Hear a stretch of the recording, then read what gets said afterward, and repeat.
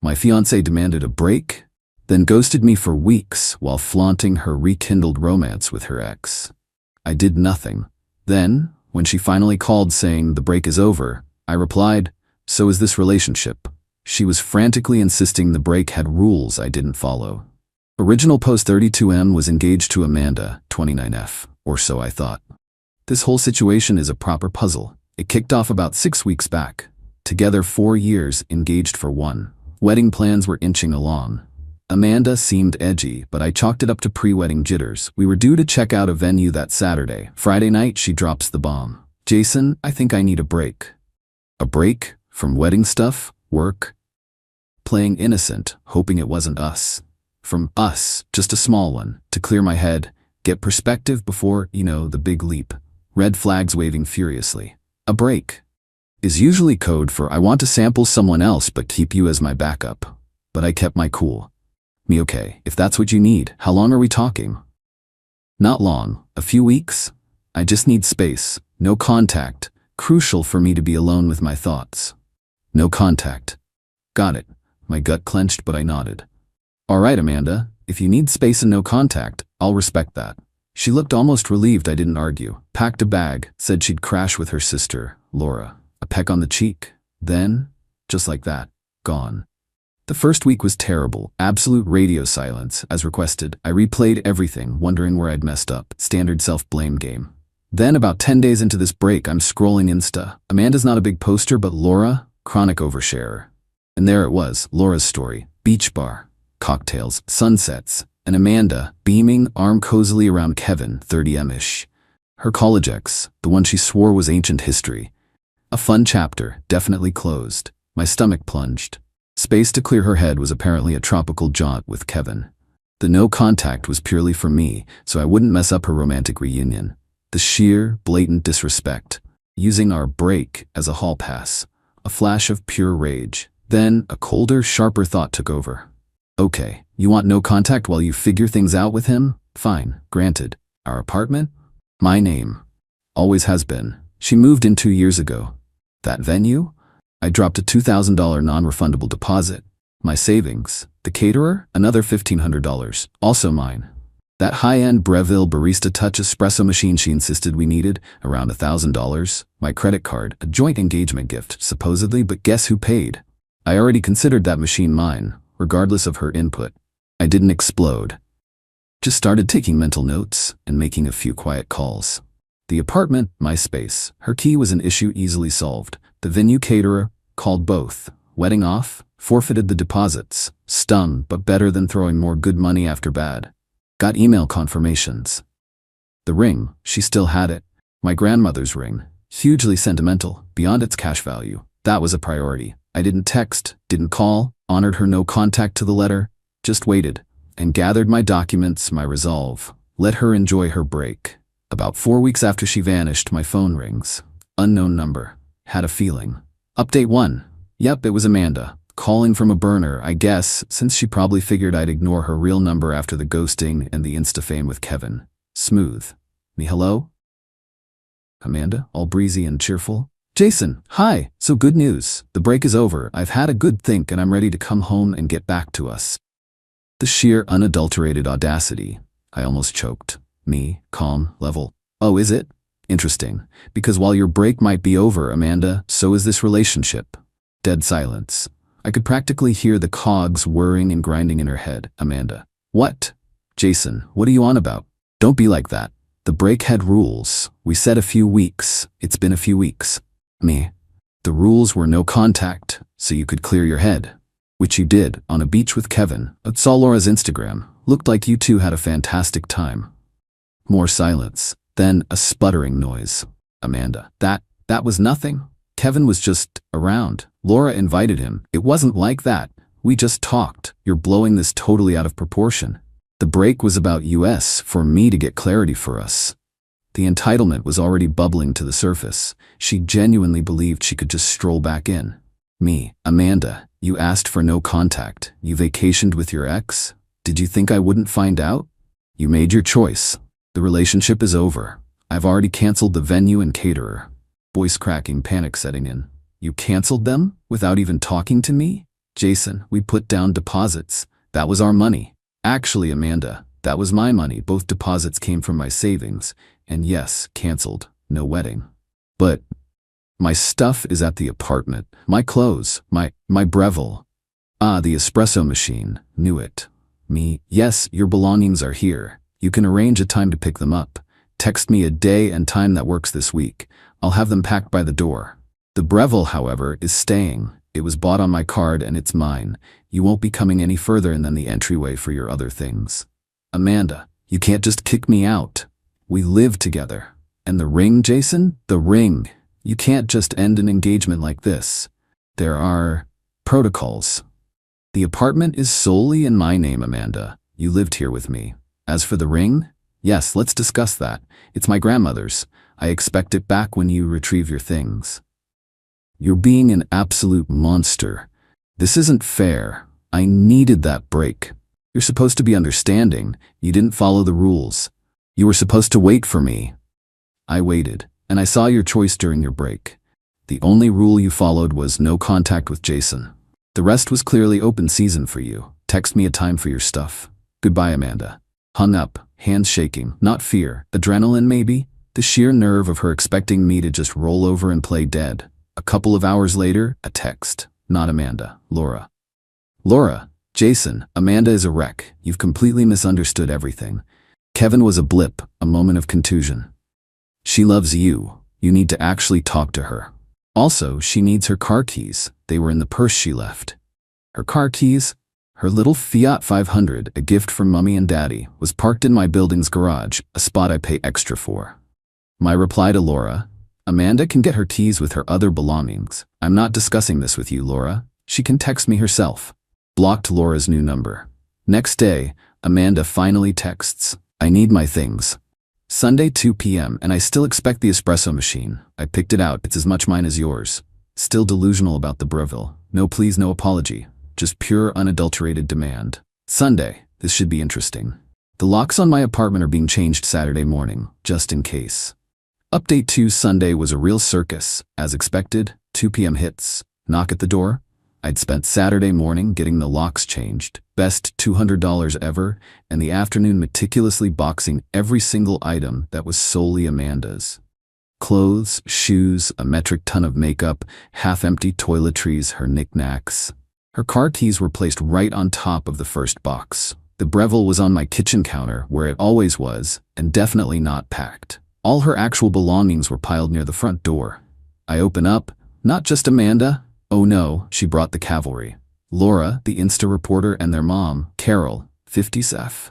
Carol, who always gave me the side eye but buttered me up when I was footing bills.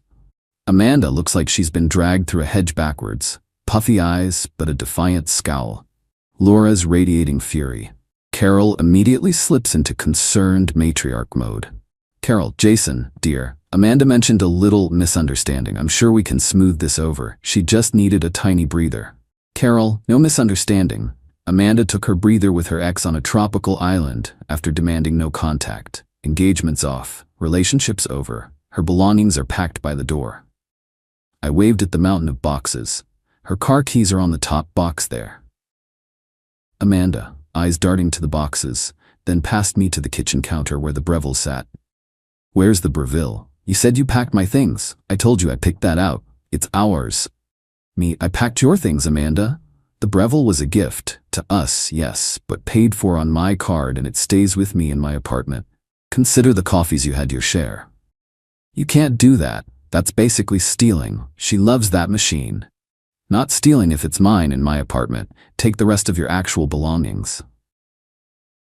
Jason, this is hardly appropriate behavior.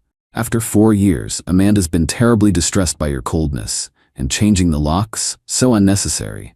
Me, changing locks on my own apartment after my fiancée ghosted me for her ex, seemed pretty necessary. Now, are you taking this stuff or not? I have things to do. Amanda finally finds her voice, trembling with rage. Where's the ring, Jason? You said you wanted it? Gonna pawn it for your new locks? No, Amanda, I'm putting it back in its box where it belongs. The ring, please. I held out my hand. She made a big show of unclipping it from a chain. Actually wearing it. The nerve, practically chucked it at me. I caught it. Amanda, you'll regret this, Jason. Kevin actually gets me. He wouldn't pull this kind of stunt. Good for Kevin. Maybe he'll buy you a new Breville. Now, please take your things. 1 hour. I'll be in the back. They started grabbing boxes. Lots of muttered insults. Amanda kept trying to pick fights. My expensive skincare isn't even packed right. This stuff costs a fortune. Me, from the other room, should have taken it to the beach with Kevin. He's such a bore. Always said he was too dull for you, Amanda. Carol, surprisingly, was quiet, mostly sighing and shooting daggers at me. Then, the dirty trick. Amanda suddenly remembers some valuable heirloom jewelry her grandmother gave her that she thinks she might have left in my sock drawer, demands to come in and search. Me? Nope, not happening. Anything truly valuable you'd have taken on your break.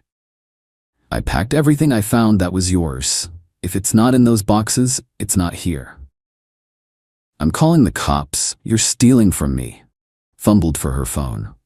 Go ahead. Explain you left alleged valuables in your ex's apartment after you ditched the engagement for another guy, and now he won't let you ransack his bedroom. See how that goes. She glared but didn't call.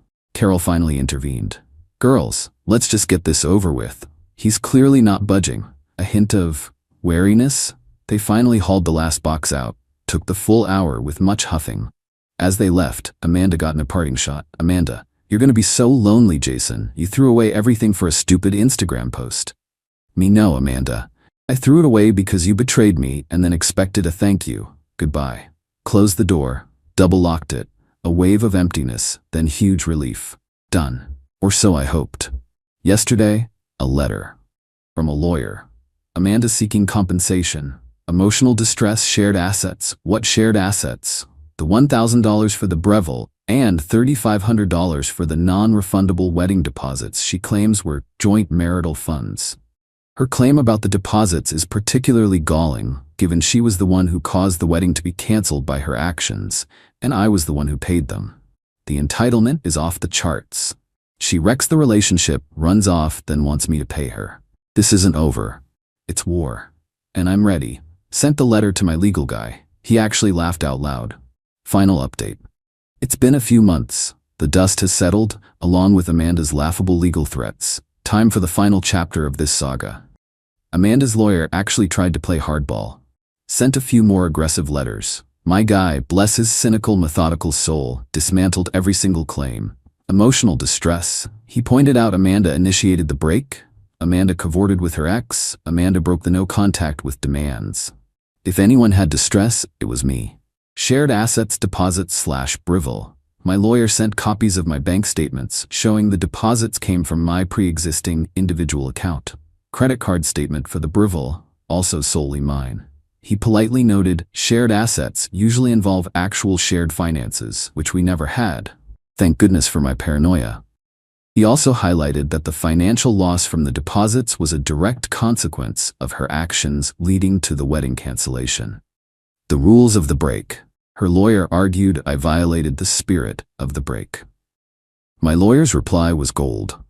The spirit of the break appeared to involve your client vacationing with another man while expecting our client to remain ignorant.